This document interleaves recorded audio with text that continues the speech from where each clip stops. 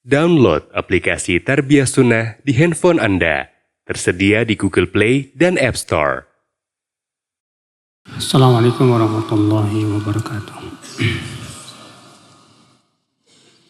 Innal hamdalillah nahmaduhu wa nasta'inuhu wa nastaghfiruh wa na'udzu billahi min shururi anfusina wa min sayyiati a'malina man yahdihillahu fala mudilla lahu wa man yudlil fala hadiya lahu.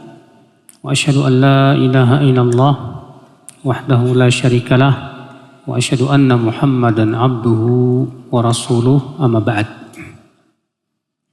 Ayuhal ikhwah, kita melanjutkan kajian kitab Mujmal Usul Ahli Sunnah wal Jamaah fil Aqidah.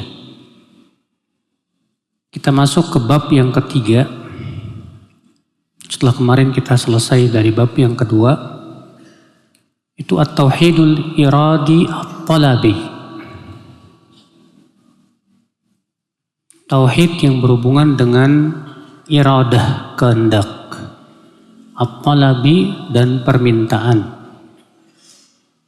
Poin nomor 1, beliau berkata, Allah Ta'ala wahidun ahad. Allah Ta'ala satu yang esa. Apa bedanya wahid sama ahad, Pak? Allah mengatakan qul huwallahu ahad. Allah tidak mengatakan qul huwallahu wahid. Kalau wahid artinya satu. Kalau ahad artinya satu-satunya. Iya. La syarika lahu fi rububiyyati. Tidak ada sekutu bagi Allah dalam rububiyahnya. Apa rububiyah? Rububiyah itu berhubungan dengan perbuatan-perbuatan Allah. Seperti apa? Menciptakan, memberi rezeki, mengatur alam semesta, menghidupkan, mematikan, memberikan manfaat, menolak mudarat, mengijabah doa, menolong. Ini semua perbuatan-perbuatan Allah Subhanahu wa taala. Ini namanya rububiyah. Ini berhubungan dengan apa? Rububiyah, perbuatan Allah Subhanahu wa taala. Iya. Wa uluhiyatihi. Dan tidak ada sekutu bagi Allah dalam rububiyahnya dan uluhiyahnya. Apa itu uluhiyah? Uluhiyah, akhi, berhubungan dengan ibadah yang merupakan itu perbuatan hamba. Di mana uluhiyah dari kata ilah, artinya sesembahan. Maka uluhiyah berhubungan dengan ibadah yang kita lakukan. Di mana ibadah itu hanya untuk Allah saja. Doa, apalagi? Tawakal, takut, apalagi? Berharap, cinta, benci. Demikian pula sholat, zakat, puasa, haji, dan semua ibadah hanya untuk siapa? Allah Subhanahu wa taala. Nah, ini ya uluhiyah. Wa asma'ihi wa sifatihi. Nama-nama dan sifat-sifatnya juga. Dan nanti kita akan bahas insyaallah pada pertemuan yang akan datang tentang kaidah-kaidah di dalam menetapkan nama dan sifat Allah. Itu penting banget, Pak. Ya. Wa huwa rabbul alamin. Dan dia adalah rabbul alamin. Rabbnya alam semesta. Pemilik alam semesta. Al-mustahiqu wahdahu li jami'i anwa'il ibadah. Yang berhak satu-satunya untuk seluruh macam-macam ibadah. Semua ibadah hanya untuk siapa? Allah, tidak untuk selain Allah Subhanahu wa taala. Sini akhal Islam, saudaraku seiman. Beliau menyebutkan ya, bahwa tauhid ada 3 macam. Tauhid ada berapa? 3 macam. Yang pertama, tauhidur rububiyah. Yang kedua, tauhidul uluhiyah. Yang ketiga, tauhidul asma was sifat. Adapun tauhid rububiyah sudah kita sebutkan tadi. Itu tauhid yang berhubungan dengan apa? Perbuatan-perbuatan Allah. Menghidupkan, mematikan, memberi rezeki, menciptakan. Maka siapa yang punya keyakinan ada selain Allah yang bisa menghidupkan dan mematikan, maka ia telah jatuh kepada syirik rububiyah.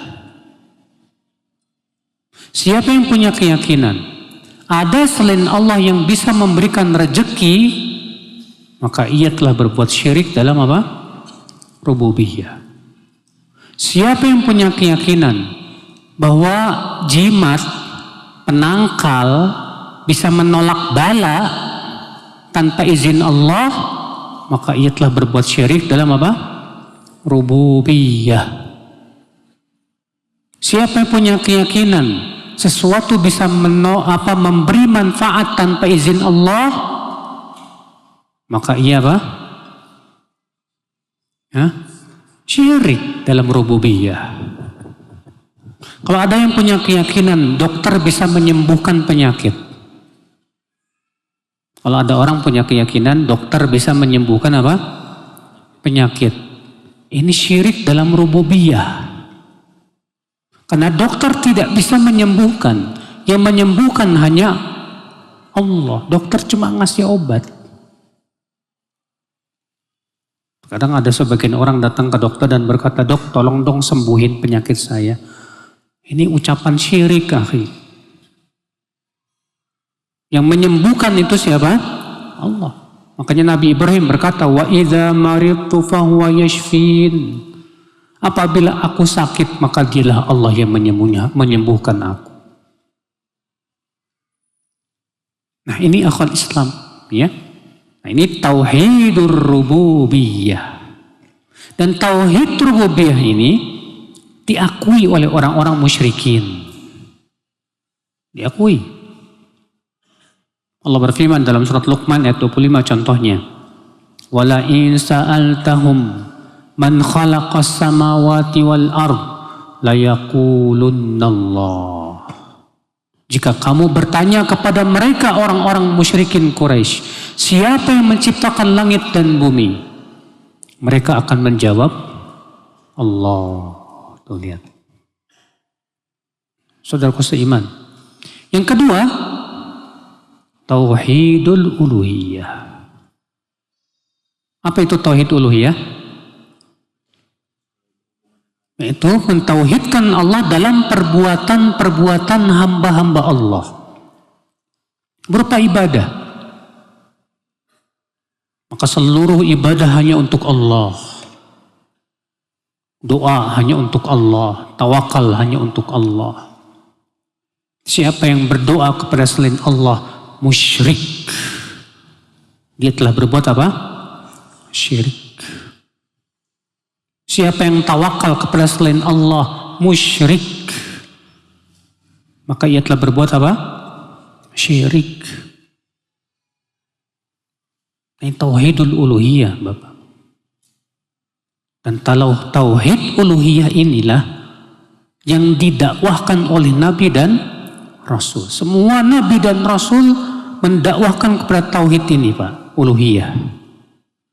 Bukan tauhid rububiyah, bukan.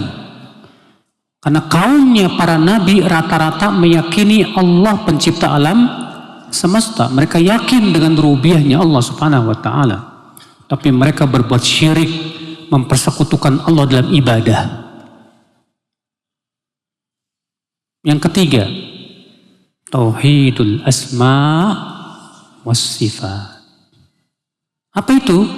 Meyakini bahwa Allah mempunyai nama-nama dan sifat yang sangat sempurna, yang tidak sama dengan makhluknya.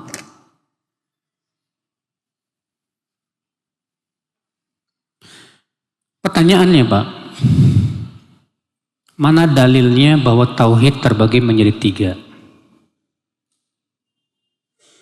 Karena di zaman sekarang ini, Pak, ada yang mengatakan katanya pembagian tauhid menjadi 3 itu bid'ah. Pernah dengar, Pak? Katanya ini sama dengan trinitas. 3 tapi 1, 1 tapi 3.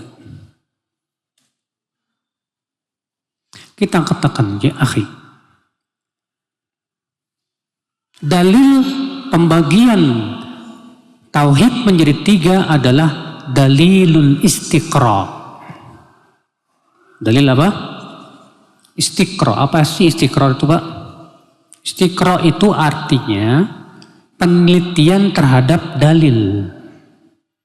Jadi para ulama ya mengumpulkan semua dalil-dalil yang berhubungan dengan tauhid, maka tampaklah bahwa tauhid yang Allah sebutkan dalam Al-Quran tidak lepas dari 3 ini.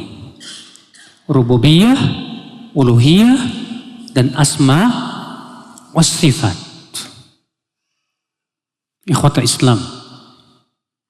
Berkata Al-Imam Muhammad bin Al-Amin Asy-Syamqiti rahimahullah, wa qad dalla istiqra'ul Qur'anil 'azim ala anna tauhidallah yanqasimu ila 3 aqsam. Penelitian terhadap ayat-ayat Al-Quran telah menunjukkan bahwa tauhid itu terbagi menjadi 3 macam. Yang pertama, tauhidur rububiyah. Dan ini merupakan fitrah manusia. Dan ini ditunjukkan oleh dalil yang banyak. Di antaranya surat Luqman tadi, Pak. Allah mengatakan wala in sa'altahum man khalaqas samawati wal arda la yaqulunna Allah. Jika kamu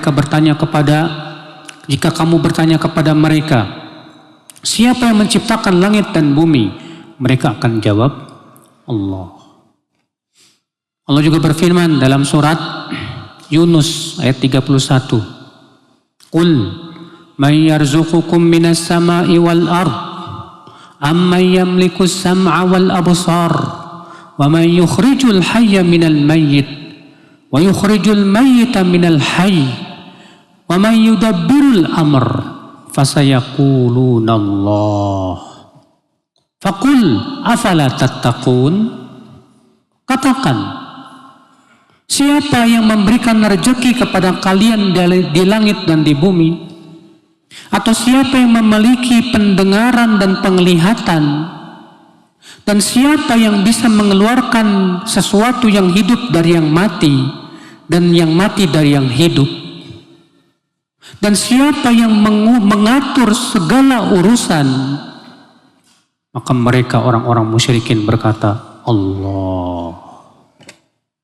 Faqul afala tattaqun, maka katakan kepada mereka, lantas kenapa kalian tidak bertakwa kepada Allah? Iya. Ikhwatul Islam, saudaraku seiman, azani Allah wa iyyakum. Nah ini akhi, maka tauhid rububiyah ditunjukkan oleh dalil yang banyak sekali. Dan di antara ayat yang menunjukkan kepada 3 macam tauhid ini, akhi, surat Al-Fatihah.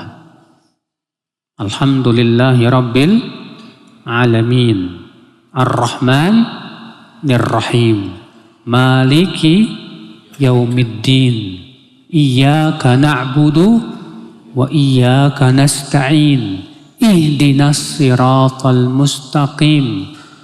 Alhamdulillah, segala puji bagi Allah. Ini tauhid apa? Uluhiyah, memurnikan pujian hanya untuk Allah. Rabbil alamin, ini tauhid apa? Rububiyah, meyakini bahwa Allah pemilik alam semesta. Ar-Rahmanir Rahim, yang maha pengasih lagi maha penyayang. Ini tauhid apa, Pak? Asma wa sifat. Malik Yaumiddin, yang memiliki hari pembalasan, rajanya hari pembalasan. Tauhid apa? Tauhid rububiyah dan asma wa sifat. Iyyaka na'budu wa iyyaka nasta'in. Tauhid apa? Uluhiyah. Hanya kepada Engkau kami beribadah dan hanya kepada Engkau kami meminta pertolongan. Lihat ya akhwal Islam. Adapun perkataan mereka katanya tauhid, pembagian tauhid punya 3 sama dengan trinitas, beda, Pak. Kalau 3 tauhid ini semua untuk Allah dalam rububiyahnya, uluhiyah, asma wa sifat. Kalau trinitas itu ada 3 oknum. Allah Bapa, terus apa lagi? Yesus, satu lagi siapa? Hah? Ruhul Kudus atau Bunda Maryam. Ada 3 dan 3-3-nya berdiri sendiri. Sama enggak dengan pembagian tauhid menjadi 3? Sama sekali tidak sama. Anehnya Pak, mereka menolak pembagian tauhid menjadi 3 dan mengatakan tidak ada dalilnya. Lalu mereka membagi sifat Allah menjadi 20. Katanya sifat Allah ada 20 sifat yang wajib. Kita katakan mana dalilnya? Mana dalilnya? Sifat Allah yang wajib ada 20. Sampai detik ini mereka tidak bisa memberikan dalil. Kalau kita dalilnya istiqra, siapapun yang belajar ilmu usul fikih, dia akan dapatkan namanya disebut dengan dalil istiqra. Penelitian terhadap apa? Dalil.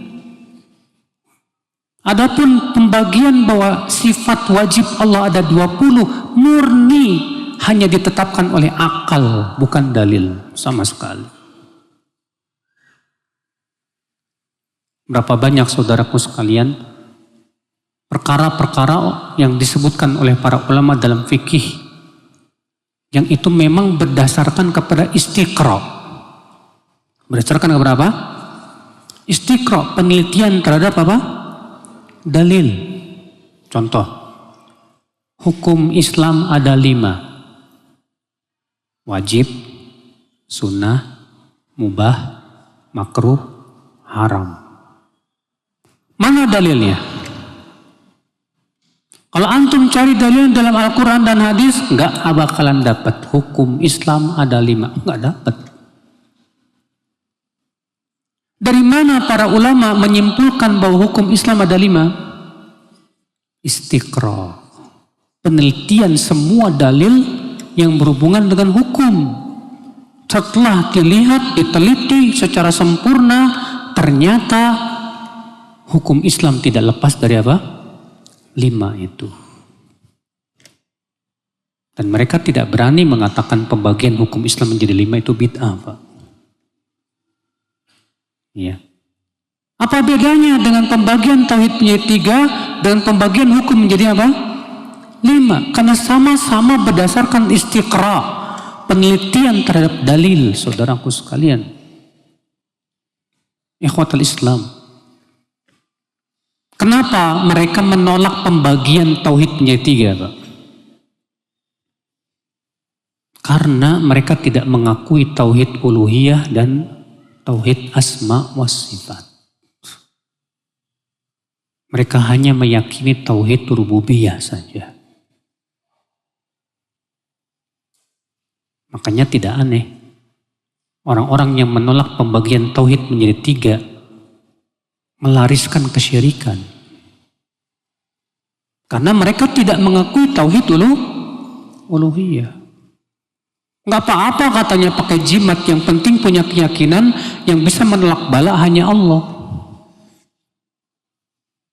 Kalau seperti itu apa bedanya dengan orang musyrikin Quraisy? Di mana mereka mengatakan kami yakin yang menciptakan langit dan bumi itu siapa? Allah. tapi mereka memalingkan ibadah kepada selain Allah.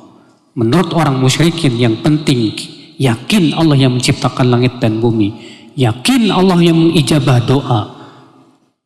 Maka mereka berdoa kepada mayat yang sudah mati, nggak masalah. Yang penting yakin bahwa yang mengijabah doa itu siapa?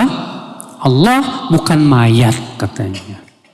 Padahal itu hakikatnya memalingkan ibadah kepada selain Allah subhanahu wa ta'ala. Lalu apa makna firman Allah? Iyyaka na'budu.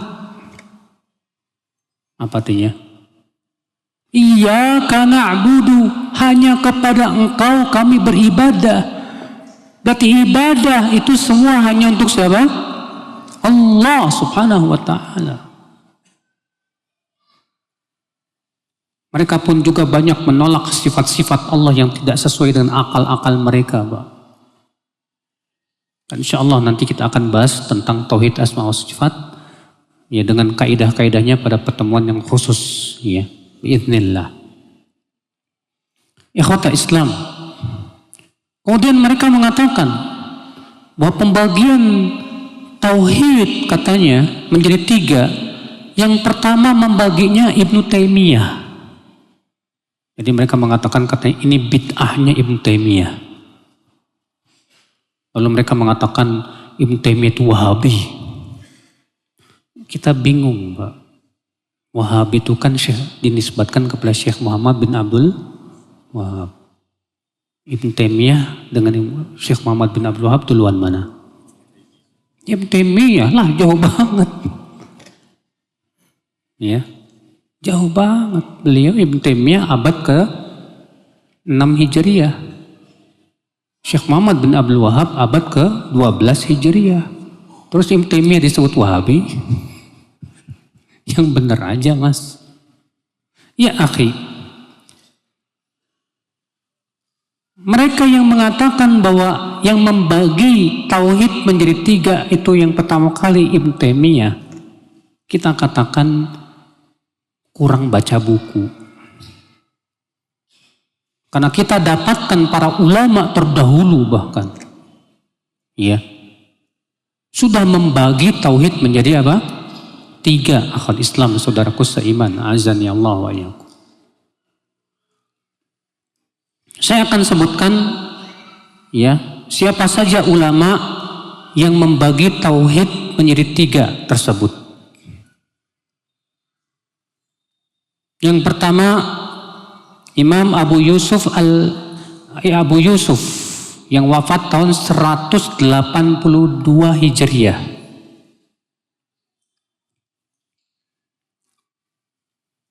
Yang kedua Imam Abu Hanifah yang wafat tahun 150 Hijriah.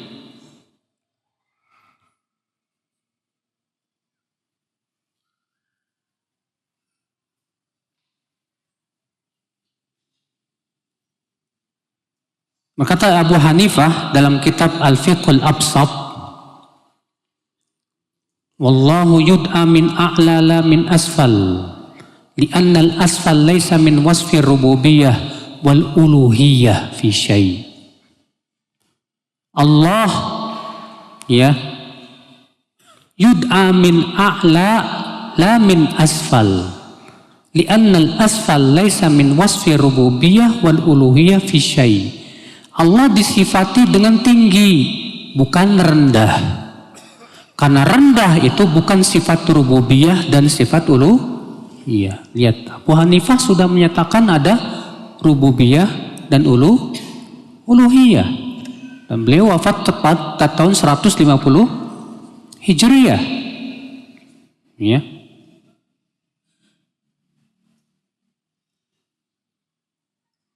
Kemudian akhul Islam Abu Ja'far At-Tahawi yang wafat tahun 321 Hijriah. Dalam muqaddimah Matan Tahawiyah beliau mengatakan apa? Naqulu fi tauhidillah mu'taqidina bi taufiqillah innallaha wahidun la syarikalah wa la syai'a mislah wala syai'a yu'jizuh wala ilaha ghairuh. Kata beliau, pendapat kami dalam tauhid Allah, mentauhidkan Allah, bahwa Allah itu satu-satunya zat yang berhak disembah, tidak ada sekutu baginya. Tidak ada yang sama dengannya. Tidak ada yang bisa melemahkannya.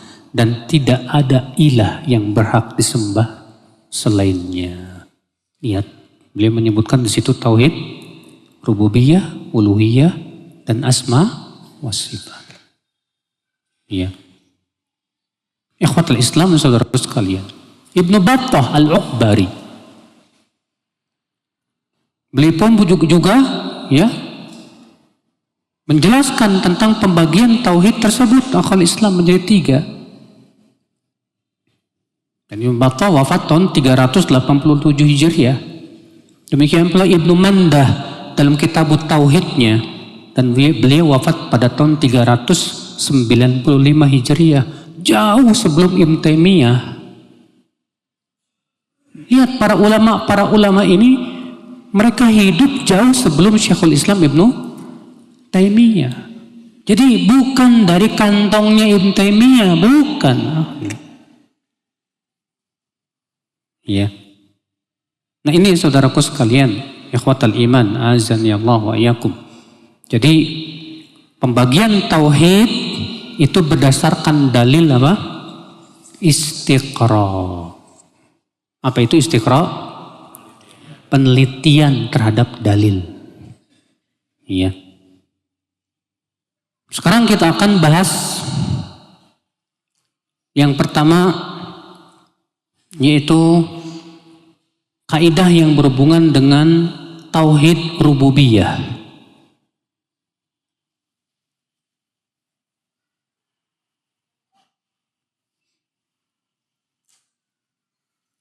Kaidah-kaidah yang berhubungan dengan tauhid rububiyah banyak sekali, Pak. Antum bisa rujuk buku yang bagus banget yang berjudul Qawaid fit Tauhid. Kaidah-kaidah dalam tauhid yang ditulis oleh Syekh Al-Walid As-Su'aidan. Al-Walid bin Rashid As-Su'aidan. Itu bagus banget buku itu, menyebutkan tentang kaidah-kaidah dalam tauhid yang 3. Yang pertama tauhid rububiyah, tauhid uluhiyah, tauhid asma was sifat. Kalau dijumlahkan semuanya hampir 150 kaidah. Gak mungkin kita bahas semuanya di sini ya. Kita akan pilih saja kaidah-kaidahnya ya yang disebutkan oleh beliau di sini. Yang pertama yaitu kaidah-kaidah yang berhubungan dengan tauhid uluhiyah. Tauhid rububiyah. Kaidah yang pertama,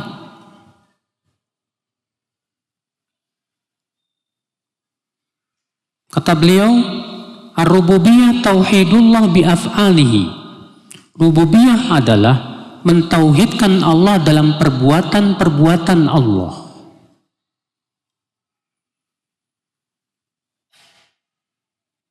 Rububiyah adalah mentauhidkan Allah dalam apa? Perbuatan-perbuatan Allah. Dan ini sudah kita bahas tadi, kita sebutkan. Perbuatan Allah contohnya apa? Menciptakan, menghidupkan, mematikan, memberi rezeki, mengijabah doa, memberi syafaat, apalagi menolak mudarat, memberi manfaat, menyembuhkan, dan yang lainnya. Itu semua sifat Allah subhanahu wa ta'ala, ya akhal Islam. Kaidah yang kedua, ya akhal Islam, ma'azani Allah wa iyyakum. Kata beliau, la yamlikun nafa' wa darbi al-haqiqah illallah. Tidak ada yang bisa memiliki manfaat dan mudarat kecuali Allah.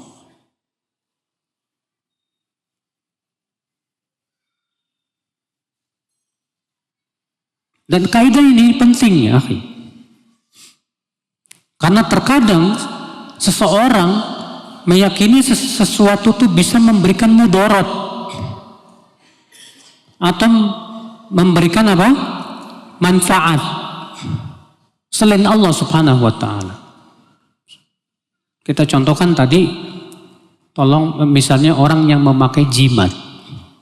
Kenapa orang pakai jimat, Pak? Karena ada keyakinan bahwa jimat ini bisa menangkal dan menolak apa? Bala. Gimana kalau misalnya ada orang yang saya pakai jimat ini dengan keyakinan yang menolak bala hanya Allah kok. Ini cuma sebab saja. Kita katakan akhi, Allah tidak pernah menjadikan sebab itu jimat. Mana dalilnya Allah dan Rasulnya menyuruh pakai jimat sebagai sebab untuk menangkal bala? Tidak ada. Ikhwatul Islam, ya.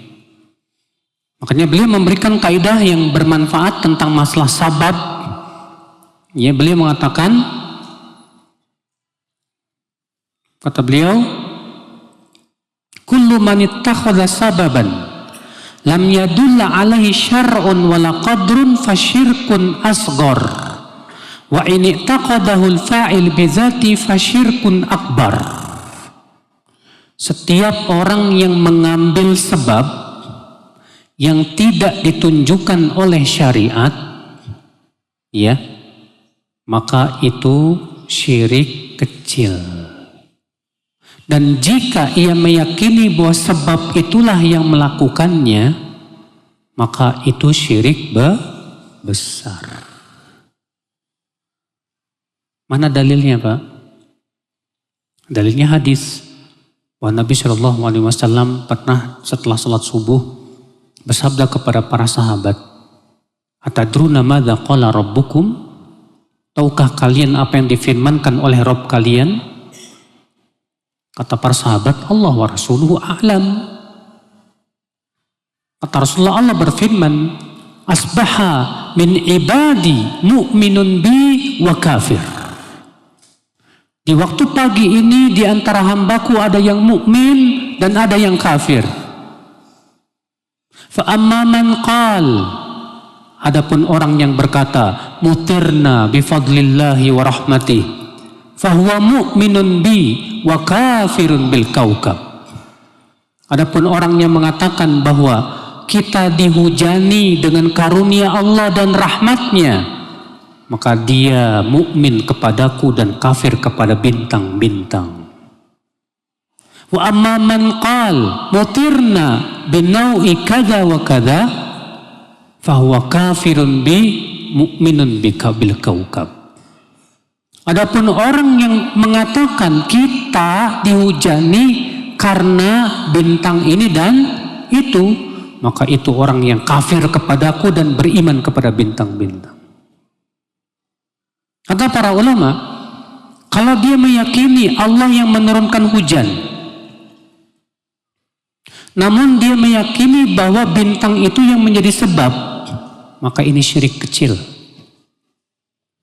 Tapi kalau dia meyakini bahwa bintang itu yang menurunkan hujan, maka ini berubah menjadi syirik besar.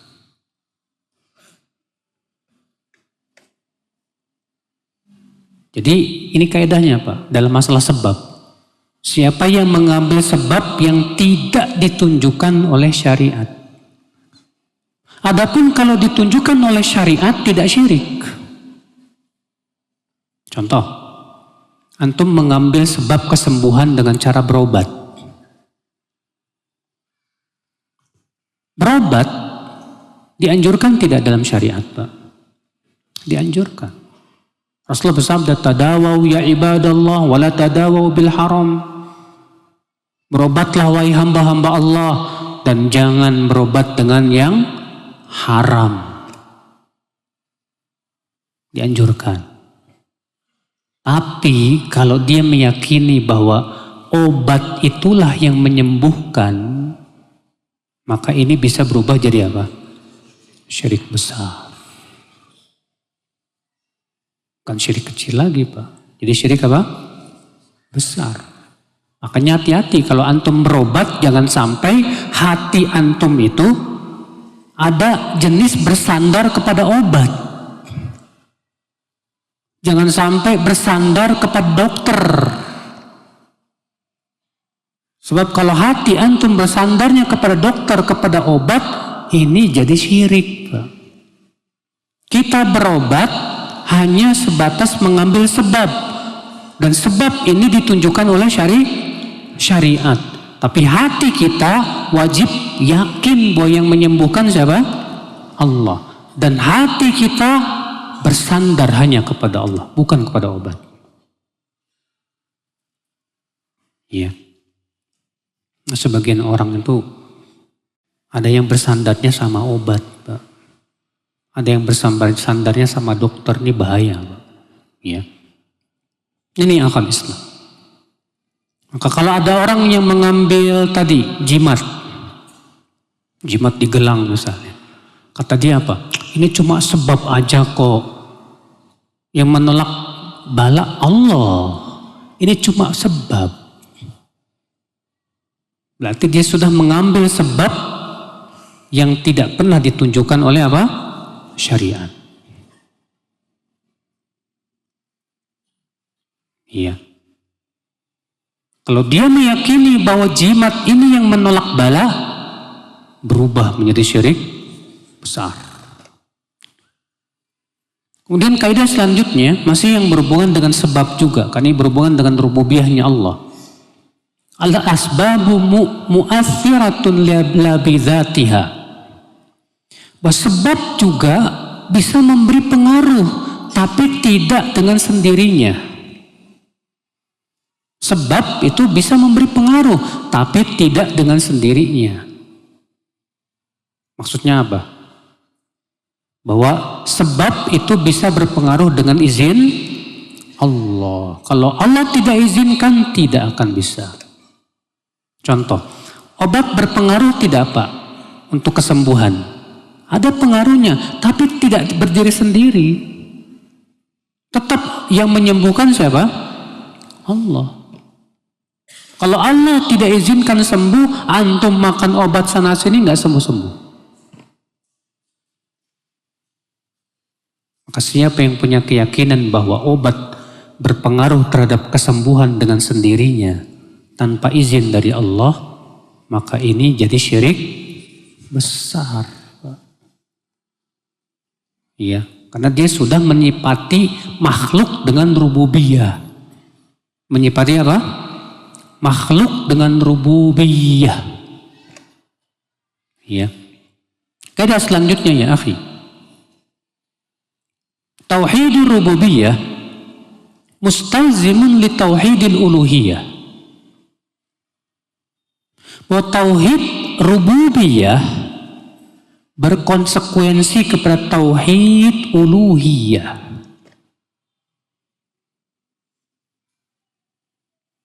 Bahwa tauhid rububiyah berkonsekuensi kepada tauhid apa? Uluhiyah. Mana dalilnya? Dalilnya firman Allah dalam surat Yusuf ayat 106. Allah berfirman, "Wa ma yu'minu aktsaruhum billah illa wa hum musyrikun." Dan tidaklah kebanyakan mereka beriman kepada Allah kecuali mereka berbuat syirik. Allah mengatakan mereka beriman kepada Allah tapi mereka berbuat apa? Syirik. Para ulama menafsirkan, annahum ya'taqiduna bi anna Allah huwal khaliqur raziqu al-musakhir lis-samawati wal ard al-muhyi wal mumit thumma ya'buduna ghairahu. Artinya mereka yakin Allah yang menciptakan, yang memberi rezeki, yang mengatur alam semesta, yang menghidupkan dan mematikan, tapi mereka malah mempersekutukan Allah. Padahal konsekuensinya ketika kita yakin bahwa Allah yang memberikan rezeki, Allah yang menciptakan, Allah yang menghidupkan dan mematikan, seharusnya yang kita sembah itu hanyalah siapa? Allah. Makanya Allah berfirman dalam surat Al-Baqarah 21, Pak. Ya ayyuhan nas, U'budu rabbakumul ladzi khalaqakum walladzina min qablikum la'allakum tattaqun. Hai manusia, beribadahlah kepada siapa? Tuhanmu yang telah menciptakan kamu dan menciptakan orang-orang sebelum kamu. Baik, kita lanjutkan setelah Isya insyaallah. Billahi taufik. Assalamualaikum warahmatullahi wabarakatuh. Alhamdulillah wassalatu wassalamu ala Rasulillah. Kita lanjutkan sedikit, baru kita buka tanya jawab.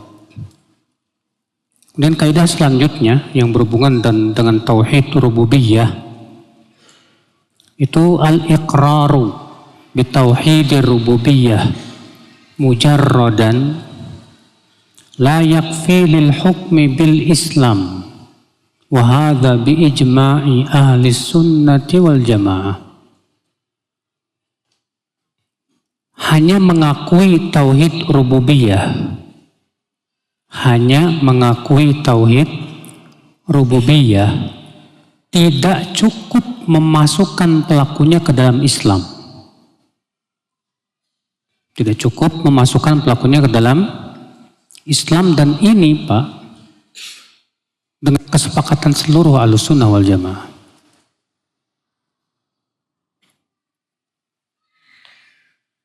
Kenapa? Karena sudah kita sebutkan tadi bahwa orang-orang musyrikin Quraisy mengakui tauhid rububiyah.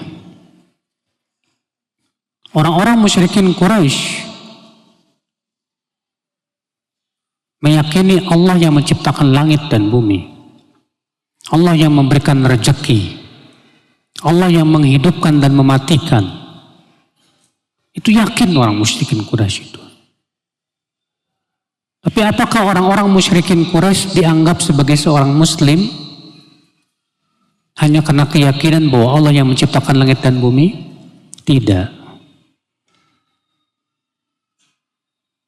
Jadi yang menjadikan seseorang muslim atau tidaknya, yang menjadikan seseorang itu muslim atau tidaknya bukan tauhid rububiyah, tapi tauhid apa? Uluhiyah. Itu yang terkandung dalam makna asyhadu an la ilaha illallah. Aku bersaksi bahwa tidak ada ilah yang berhak disembah kecuali siapa? Allah Subhanahu wa taala saja. Makanya ya, sebatas seseorang yakin, yang penting saya yakin Allah pencipta langit dan bumi, kita katakan nggak cukup, Mas. Sampai kamu menjadikan ibadah hanya untuk Allah Subhanahu wa taala. Kaidah yang keberapa sekarang? Yang kelima. Asyirku fil rububiyah muqaddimatu syirk fil uluhiyah. Syirik dalam rububiyah itu muqaddimah. Tahu nggak muqaddimah? Apa muqaddimah itu? Permulaan, pendahuluan menuju syirik uluhiyah. Syirik dalam rububiyah itu merupakan pendahuluan menuju syirik apa? Uluhiyah.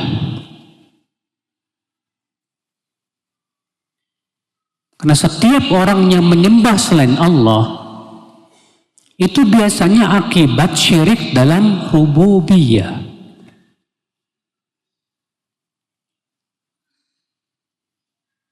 Orang yang kalau ngelewatin pohon angker, terus dia bilang, permisi.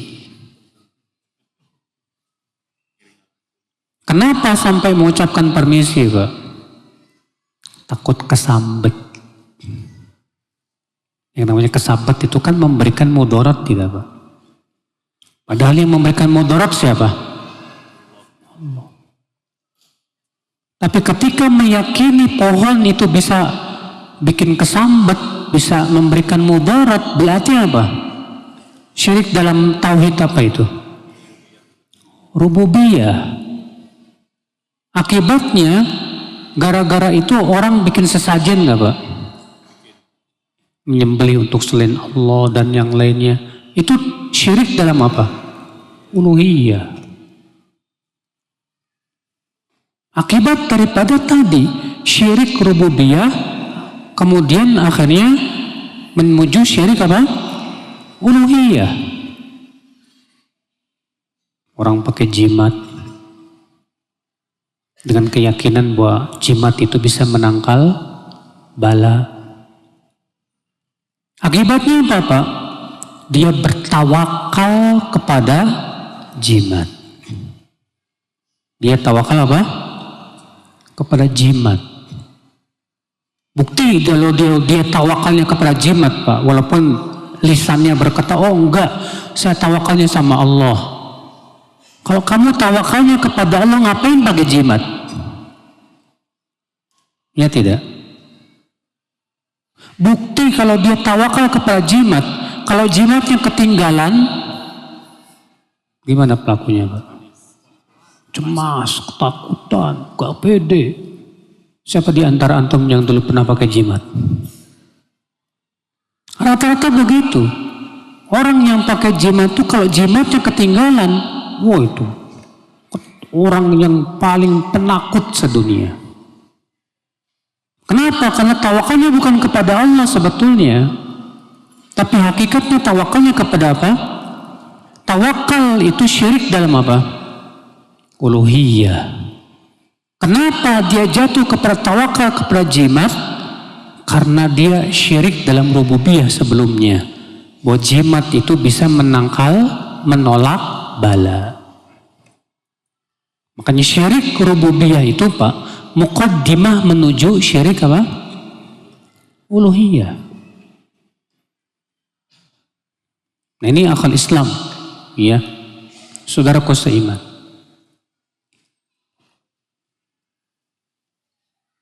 Sebetulnya masih banyak lagi kaidah-kaidah yang lain yang berhubungan dengan kaidah apa tauhid, rububiyah dan uluhiyah serta asma wa sifat dalam kitab ini ya. Insyaallah kita akan bahas pada pertemuan yang akan datang khusus tentang kaidah-kaidah tauhid ini dan kita buka tanya jawab 6.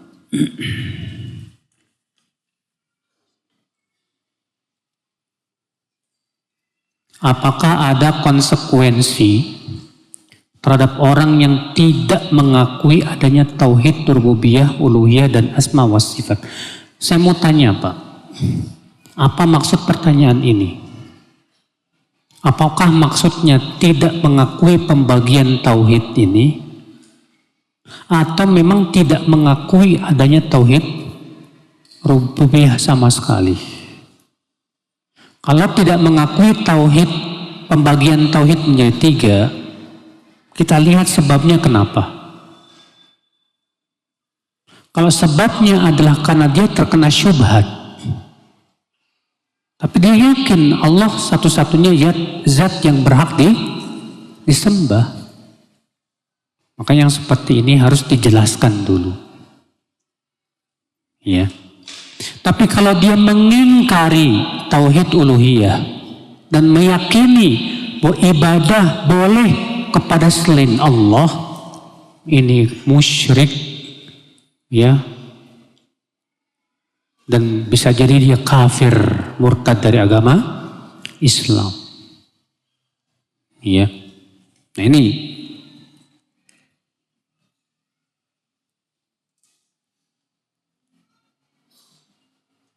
bagaimana agar bisa terhindar dari kesyirikan? Akhi, agar kita terhindar dari syirik, yang pertama adalah belajar tentang tauhid. Bagaimana kita akan selamat dari syirik kalau kita tidak pernah mempelajari hakikat syirik, Pak? Seorang penyair Arab berkata, "Araftu syarr la lisyarr, walakin ditawakkihi, wa man lam ya'rifil khair minasyarr yaqa' fihi." Aku mengenal keburukan bukan untuk berbuat buruk, tapi untuk aku tinggalkan.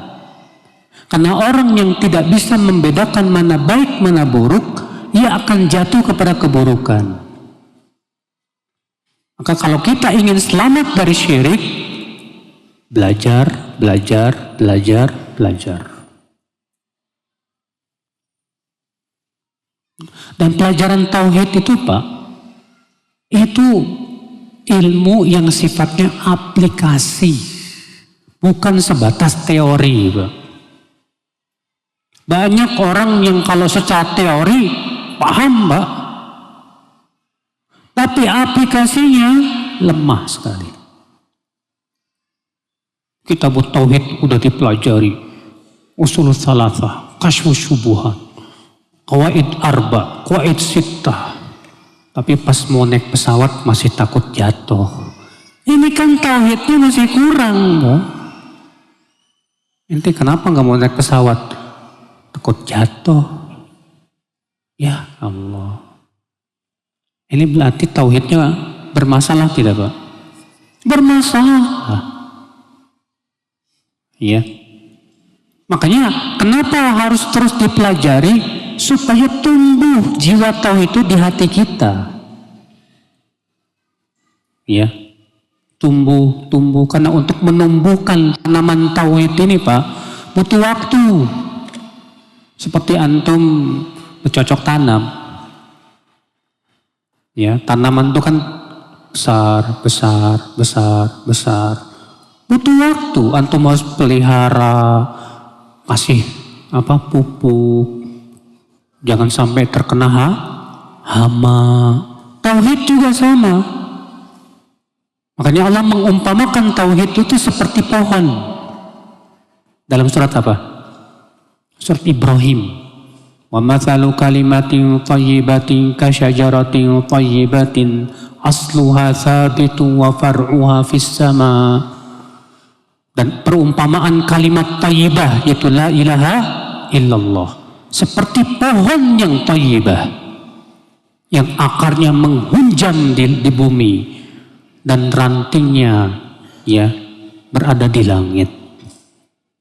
Nah inilah saudaraku sekalian. Yang kedua, agar kita selamat dari syirik, jangan pernah merasa aman dari syirik Pak. Jangan pernah merasa tauhid kita udah hebat. Oh, insya Allah saya nggak bakalan jatuh kepada syirik. Iman saya sudah mantep kok. Wah ini para sahabat aja nggak pede Pak. Rasulullah 5 hari sebelum wafat saja mewanti-wanti para sahabat. Ala fala tattakhidul qubur masajid. Jangan kalian jadikan kuburan sebagai apa? Masjid. Itu 5 hari sebelum wafat. Dalam keadaan iman para sahabat sudah luar biasa banget. Tapi Nabi tetap mengkhawatirkan itu. Makanya jangan pernah kita merasa aman dari syirik Pak. Jangan pernah. Orang kalau sudah merasa aman, dia tidak akan merasa takut. Kalau sudah tidak merasa takut, dia tidak akan lari dari kesyirikan. Itu bahaya, ya.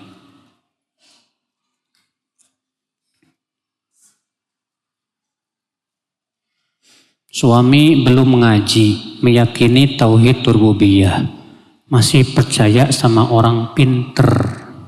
Siapa sih orang pinter itu? Masa dukun orang pinter sih Pak? Kalau dia pinter gak bakalan jadi dukun Pak. Mohon jangan menamai dukun sebagai orang pintar. Ini namanya mengelabui. Katakan orang bodoh. Ya. Dan keluarga besarnya pun sama sekali mereka sama, tapi mereka ahli ibadah. Bagaimana Ustadz? Istrinya juga baru belajar. Oke. Istrinya baru belajar. Suaminya belum paham. Berarti istrinya berusaha mengajak suaminya untuk apa? Belajar. Istrinya berusaha memahamkan. Cari ceramah-ceramah tentang tauhid. Banyak kok, alhamdulillah. Dengarkan baik-baik, Mas. Coba kita pelajari masalah tauhid ini, penting banget ini. Supaya paham bersama-sama. Ya. Jadi kalau melihat suaminya belum paham tentang tauhid, jangan mundur, salah. Justru kita berpikir gimana caranya suami saya itu, pasangan saya itu paham tentang tauhid. Ya, berusaha. Karena masalahnya apa? Masalah tauhid itu surga dan neraka masalah. Orang yang mati di atas syirik haram masuk ke dalam surga. Mengerikan.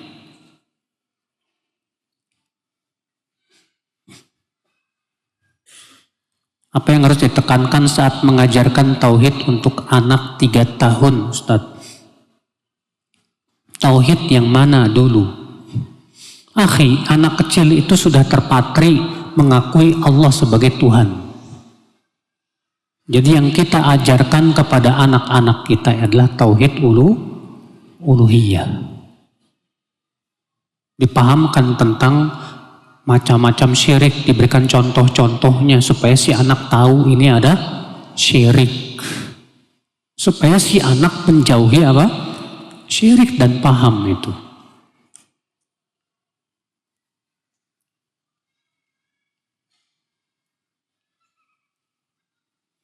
Apakah ada dalil Ustadz atau perkataan ulama yang mengatakan bahwa adab dalam majelis ilmu jangan pakai kaos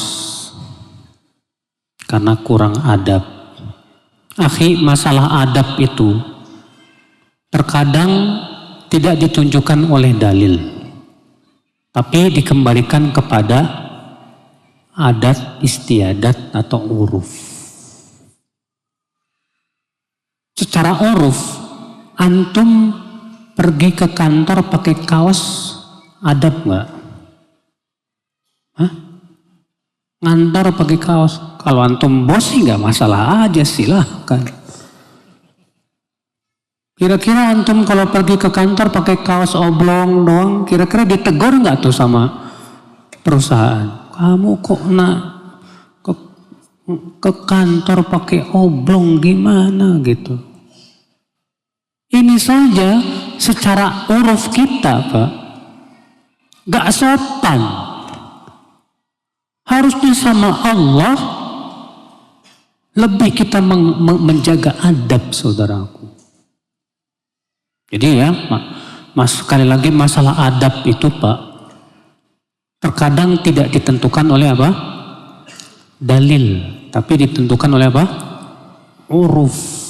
Adat istiadat. Mana dalilnya yang menunjukkan bahwa uruf itu hujah? Banyak. Ya. Di antaranya Allah Subhanahu wa taala ya ketika menyebutkan tentang mempergauli istri, wa ashiruhunna bil ma'ruf, dan pergaulilah istrimu dengan ma'ruf. Kata para ulama, artinya sesuai dengan uruf. Sesuai dengan apa? Uruf setempat. Dan banyak lagi. Makanya di antara kaidah usul fikih yang disepakati oleh seluruh ulama, yaitu kaidah al-adatu muhakkamah.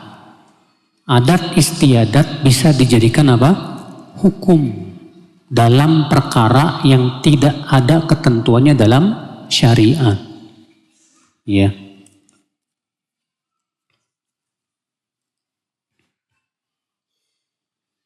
Jika seseorang mengakui tauhid uluhiyah dan rububiyah, tapi tidak sepenuhnya mengakui tauhid asma wa sifat karena adanya syubhat. Ya. Syubhat, akhi, menghalangi banyak manusia dari kebenaran. Maka orang yang terkena syubhat harus dihilangkan dulu syubhatnya. Dijelaskan kepada dia sejelas-jelasnya. Supaya hilang darinya syubhat. Makanya orang yang menolak sifat Allah, akibat apa, Pak? Syubhat. Mereka membayangkan Allah itu seperti apa? Makhluk. Ya. Makanya adanya orang firqah Mu'tazilah yang menolak sifat Allah. Firqah Asy'ariyah yang menolak banyak sifat Allah dan menetapkan sebagian saja. Akibat apa? Hanya menggunakan akal dalam menetapkan apa? Sifat. Nah ini akal Islam. Maka para ulama tidak mengkafirkan Asy'ariyah, tidak. Para ulama tidak mengkafirkan kaum Mu'tazilah, tidak. Kenapa? Karena ada syubhat.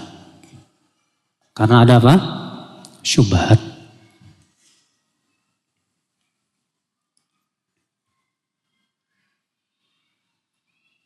Apa bedanya berikhtiar kepada pawang hujan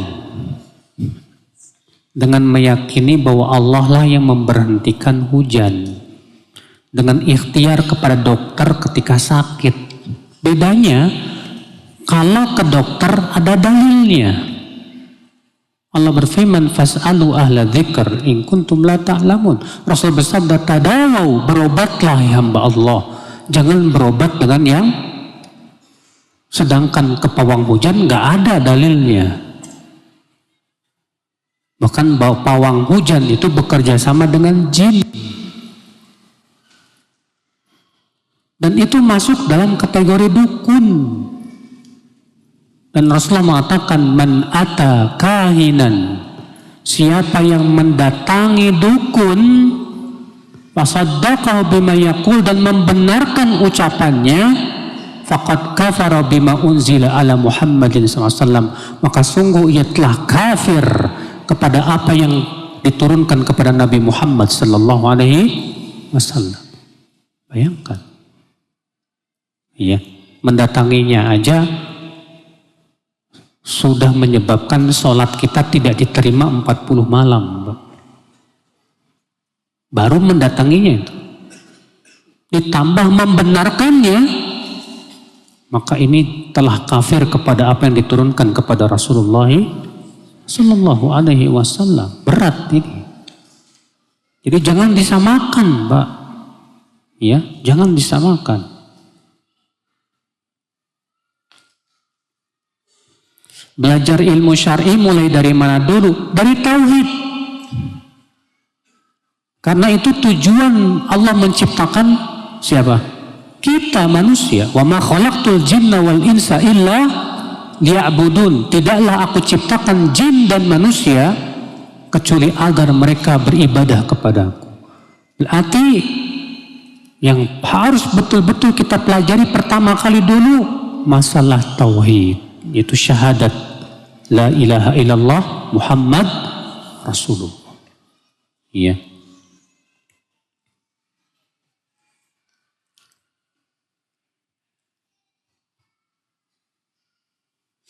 Bolehkah kita merekomendasikan seorang dokter yang bagus karena sudah terbukti memang bagus? Gak masalah seperti ini. Kalau memang sudah terbukti bagus, dokternya bagus, para dokter juga bilang dia bagus, ya gak masalah, Pak. Ya. Tapi jangan meyakini bahwa dokter itu yang menyembuhkan penyakit. Oh, itu dokter tuh Masya Allah banyak pasien yang sembuh melalui dia. Iya, berarti Allah berikan kepada dia kelebihan. Ya, tetap yang memberikan siapa? Allah. Yang menyembuhkan siapa? Allah Subhanahu wa Ta'ala. Jadi kalau kita merekomendasikan nggak masalah, silakan.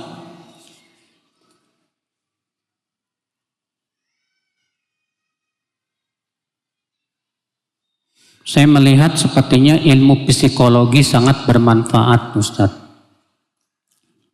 Hanya sekarang banyak yang bukan dari dasar pemahaman Islam. Nah ini yang jadi masalah. Kalau misalnya bukan dari dasar pemahaman Islam, pertanyaannya sesuai atau bertabrakan? Kalau tidak bertabrakan silahkan. Tapi kalau bertabrakan, Maka kewajiban kita ngikutin ajaran Islam. Karena ajaran Islam berasal dari pencipta alam semesta dan pencipta makhluk, pencipta manusia. Tentu Allah lebih tahu, ingat ya, tentang manusia daripada manusia tentang dirinya sendiri.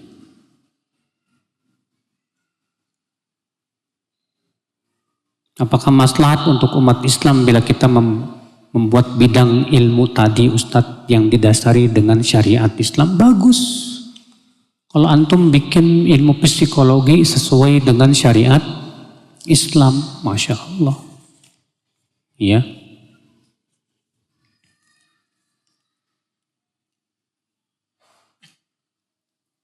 Ana pernah melakukan perbuatan yang menyakiti orang lain karena perkataan Ana. Bagaimana cara minta maafnya Ustadz? Sedangkan kami sudah tidak berkomunikasi. Kalau sudah tidak berkomunikasi, punya nomor HP-nya enggak? Kalau ada nomor HP-nya, hubungi. Bilang, saya dulu pernah ngomongin kamu, ngomong sesuatu yang menyakiti hati kamu, saya sekarang minta maaf. Kan gampang, ya. Karena orang tersebut memblokir Ana. Kalau diblokir, antum beli buah-buahan. Datang, kasih buat kamu hadiah. Masih diblokir juga, beli lagi yang lain. Kasih hadiah. Lama-lama lumer. Masya Allah, teman saya ini kok baik banget ngasih hadiah terus. Dimaafin insya Allah.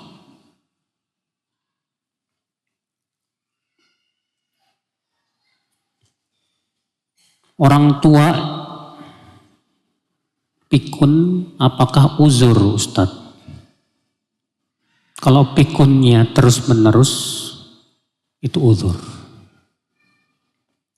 Disebutkan dalam hadis arba'atun yudli bihujjati yaumal qiyamah. Nanti pada hari kiamat ada 4 orang yang akan mengemukakan alasannya. Di antaranya syekhun kharif, orang tua runta yang pikun.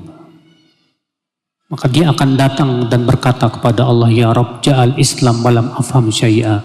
Ya Allah, dulu memang Islam datang kepadaku, tapi dalam keadaan aku sudah pikun, tidak faham apa-apa. Iya.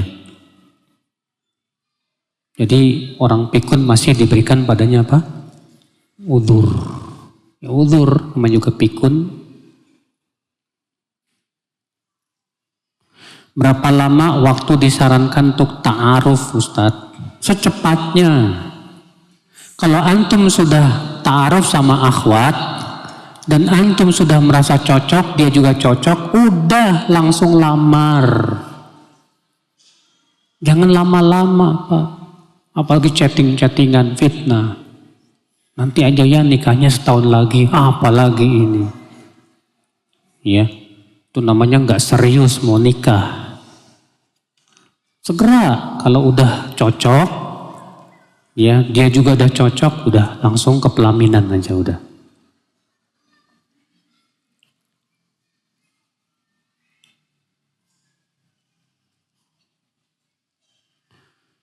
Alhamdulillah istri sedang hamil. Terus mertua mengatakan wajib syukuran 7 bulanan. Tanya sama mertua, Bu, hukum wajib itu kan harus ada dalilnya, Bu. Dalilnya mana? Dasar kamu Wahabi. Dikit-dikit dalil. Bilang ke dia, dulu Rasulullah SAW ketika Khadijah hamil, ada enggak Rasulullah SAW syukuran 7 bulan? Fatimah, anak Nabi ketika hamil Hasan dan Husain, ada enggak syukuran 7 bulanan? Coba, antum harus beranikan bicara sama mertua. Ya, dengan baik-baik, ya, supaya paham. Apa betul sifat Allah hanya 20? Enggak bener. Masa sifat Allah cuma 20? Antum aja kalau menghitung sifat antum lebih dari 20. Sahih. Sekarang nama Allah ada 99. Disebutkan dalam hadis begitu kan? Allah punya 99 nama. Walaupun keyakinan Ahlussunnah nama Allah tidak terbatas. Namanya 99, sifatnya 20. 99 dikurangi 20 berapa? Dikurangi 20. 79, berarti ada 79 nama tidak mengandung sifat. Gimana? Hah? Kan sifat Allah cuma 20. Nama Allah ada 99. Berarti konsekuensinya gimana dong? Ada 79 nama tidak mengandung sifat. Contoh nama Allah Al-Qawi, yang maha kuat. Ada enggak sifat kuat dalam 20 sifat? Gak ada. Berarti Al-Qawi apa dong? Namanya doang. Tapi Allah tidak punya sifat kuat. Ajib. Ya. Aneh. Pak. Yang lebih tahu tentang sifat Allah siapa? Ini makhluk mewajibkan Allah. Ya Allah, engkau wajib punya 20 sifat. Harusnya kan yang mewajibkan Allah kepada makhluk. Wajib puasa, wajib sholat. Ini makhluk mewajibkan sama Allah. Ya Allah, engkau wajib punya 20 sifat. Engkau boleh punya sekian sifat. Engkau tidak boleh punya sifat yang ini. Ini kok hamba kurang ajar banget sama Allah, Pak. Ngatur Allah tuh. Masa Allah diwajibkan sama hamba? La ilaha illallah. Inilah fenomena kekurang ajaran hamba kepada Allah. Yang lebih tahu tentang sifat Allah, Allah mengabarkan tentang sifat dan namanya, cukup kita katakan sami'na wa ta'na. Aman Nabi, imani udah. Nah ini akal Islam, ya. Baik, saya kira cukup sampai di sini. Subhanakallah bihamdik, asyhadu an la ilaha illa anta, astaghfiruka wa atubu ilaik. Assalamualaikum warahmatullahi wabarakatuh.